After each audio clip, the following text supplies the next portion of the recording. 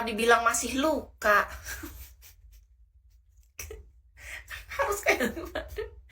Ketika kok ada orang berpikirnya tuh ketika kita happy, kita enjoy menjalani hidup kita yang sekarang, kenapa kita malah dibilang lagi luka ya?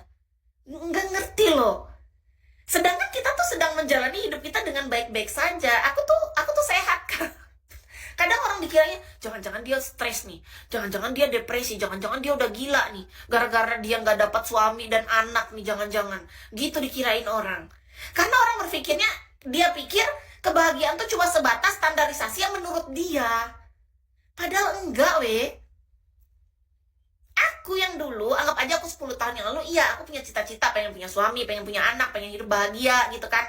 Tapi ketika aku nggak ada suami dan nggak ada anak pun, hari ini aku tuh sudah beradaptasi dengan hidupku yang sekarang, dan aku sudah menerima banget kehidupanku yang ini. Dan aku happy, aku enjoy. Gimana sih caranya? Aduh, tolong. Itu artinya di atas merestui. Nah itu Kak Onco maksud Kis.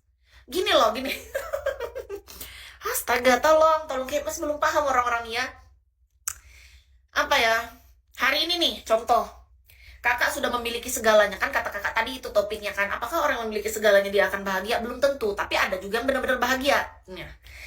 Dia punya segala yang terbaik menurut manusia. Standarisasi kebahagiaan manusia lah ibaratnya. Dalam segala hal, materi, pasangan, anak, semua ada nih. Ceritanya kan segala hal, dia dipermudah. Tapi kenapa bisa jadi misalnya dia nggak bahagia? Bisa jadi ketika dia tidak tahu nih gimana cara dia mengkoneksikan antara logika dan hati, empati, pikiran, antara ini akal pikiran yang sehat dengan hatinya yang terkoneksi. Kalau dia tidak bisa mengendalikan hidupnya, dia tidak punya kesadaran dalam hidup ini, dia bahkan memiliki itu, dia nggak sadar loh bahwa itu tuh adalah hal terbaik yang dia miliki. Itu contoh, baru contoh kecil Kak. Bahkan dari orang yang memiliki segalanya pun dia belum tentu sebahagia itu. Tapi kalau ditanya, apakah Kis kamu mau memiliki semuanya dalam kemudahan? Oh jelas mau. Aku mau banget dipermudah dengan segala urusannya. Terus salah kita apa? Nggak usah mikir salahnya. Intinya gini Kak, mari kita berbahagia. Ya, kita berbahagia dengan cara masing-masing. Sayangku degel, kemana kamu? Aduh sayang, jangan pergi sayang. Aku nggak mau kamu pergi sayang. Pengendali hidup ini cuma ada satu, makan. Sebentar, aku nanya sama kakak. Kenapa makan bisa jadi pengendali menurut kakak? Why? Kenapa itu?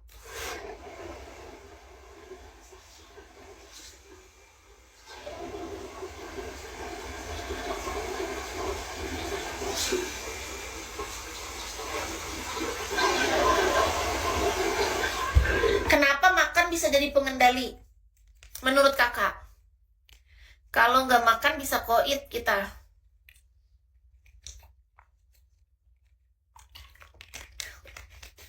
Ada satu lagi Kak, selain makan. Kis kasih tahu ya. Tapi Kis sudah pernah bicara ini sebelumnya di Bigo. Ada dua yang paling penting. Walaupun hal lain masih banyak aspek yang penting ya. Tapi pastikan ada dua hal ini di dalam diri kita minimal kita punya. Kita jaga makan itu benar kakak yang pertama. Yang kedua, jaga pikiran. Itu paling penting. Hati nanti dulu, empati apa itu nanti belakangan. Karena yang paling penting teratas tetap makanan pikiran. Itu penting Kak. Harus connect, kita kontrol. Beneran, serius ini. Pikiran. Orang makannya bagus, good, sehat, bergizi. Kalau dia nggak bisa jaga pikirannya, tetap hari-harinya berjalan kurang baik. Karena dia nggak bisa mengendalikan pikirannya sendiri. Kecerdasan emosionalnya kurang. Walaupun dia misalnya punya kecerdasan intelektual, itu beda. Karena kalau tentang intelektual itu udah masuk ke apa ya, teoritis ya. Sedangkan kalau misalnya kita kecerdasan emosional atau kita bisa mengendalikan pikiran, itu sudah ke praktisi, praktek. Nah itu beda. Teori, praktek kan beda. Nah kita bisa prakteknya. Banyak orang yang cuma pinter teori, tapi di prakteknya dia nggak bisa, nggak bagus. Outputnya ke tubuh, ke jiwa, ke kehidupan itu ngaruh, menurut Kis. Makasih Kis, aku senang membuatmu bahagia. Makasih, ada kerjaan, nanti kita sambung. Iya, tapi sayangku kok pergi ya? Sayang jangan pergi sayang. sayang kembali, sayangku degel, cintaku, kasihku, pujaan hatiku. Apakah dia sedang bekerja mencari kismi lagi? Nggak apa-apa deh, selamat bekerja ya sayang.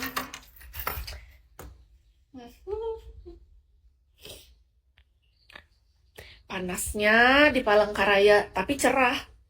Hari ini Palangkaraya cukup panas, tapi cerah. Ada mas-mas lewat pakai mobil warna silver, pakai topi warna merah. Kok dia nggak noleh?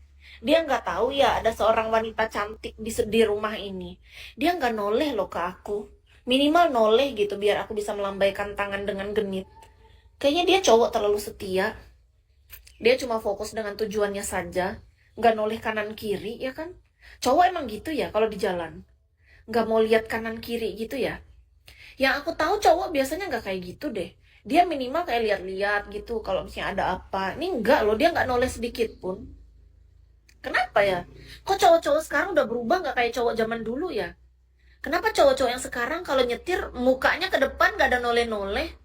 Bingung deh aku. Tuh kan, apa yang berubah? Hadir Sragen, hadir Palangkaraya, Kak Mojo. Nih loh, kenapa sekarang orang-orang udah berubah nggak kayak orang zaman dulu?